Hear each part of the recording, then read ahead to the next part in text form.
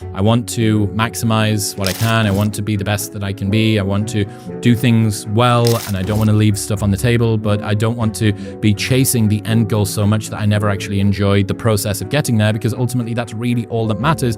You're going to look back at any destination and realize that it was 99.9% journey and only, one day of celebrating achieving the thing. The few things that I know that you can do, one of the most practical ways to do it is to put post-it notes around the house. And when you see the post-it notes, write on it whatever you want. Just take 30 seconds to find a way to be thankful or grateful for something that's happening right now. A positive place that you draw mental strength from when life is difficult has to be, I just want to be better and I'm trying my best. That's all that there is. You want to be better. That is something to be proud of. You want to leave it all on the field of play. You want to make yourself as good as you can. You want to make the world a better place. You want to have an impact. All of these things are just all positives. Paying attention has been the single greatest competitive advantage that I've had, because I pay attention to things and I try to be precise and I care. But also, the more that you're able to let go and not fear about stuff, the more enjoyable you'll find it. So the thing that is making you better is the thing which is making you feel pain. And this is a perennial balance. I don't think I've ever personally actually been disparaging of someone that has a 9-to-5, because I have been someone that's had a 9-to-5, albeit not for long. I did it for 6 months. But every single person that I knew growing up had a 9-to-5 or bigger, and my dad certainly did. And then coming from a super working class background, I've always felt a little bit uncomfortable with the way that 9-to-5s are disparaged. I don't think that the only way that you can enjoy your life is if you pivot and do something yourself. I think it's a very reliable route to do it, and I encourage as many people to do it as possible, but I try not to look down on people that are doing that, because it's the lion's share of most people. How to get past it if your purpose is aligned within a 9-to-5 career? It doesn't matter.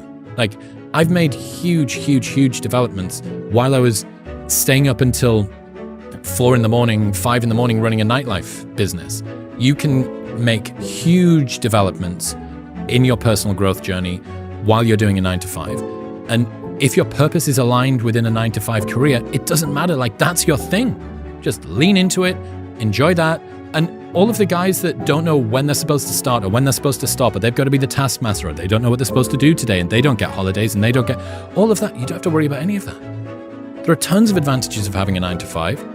And if you're enjoying it and your purpose is aligned with it, nail the self-development on an evening time. Make sure that you lock into a hard routine, and you're going to have a great time. So I'm genuinely envious of people that have great 9-to-5s where their purpose is aligned to it, especially if they've got a lot of oversight and structure, because it takes all of the pain. Is it possible to be world-class whilst having fun?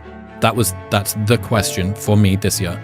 It may be that in order to be world-class, fun has to go out the window. And if that's the case, it'll make me sad, but it's whatever. Like, that's a price that you perhaps need to pay. But I'm really trying to do this.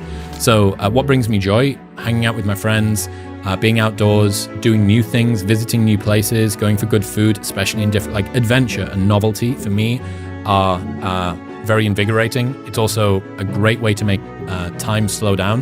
When people say, I can't believe how quickly this year's gone, what they mean is, I don't remember the days that have gone so far in this year. One of the best ways that you can slow this down is to add more memory units, and memory units are highly derived from how much novelty there's been.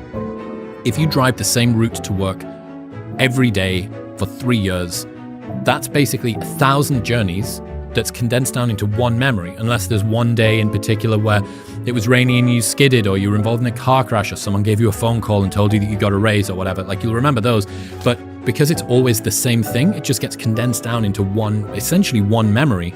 So trying to vary and add as much novelty in as possible is very good. As the world has become so comfortable, we're having to go out of our way to actively seek discomfort. We inject it into our lives. We artificially inseminate it. People, every time that you achieve something, what you're doing is positing a new minimum bar, which you have to get over, right?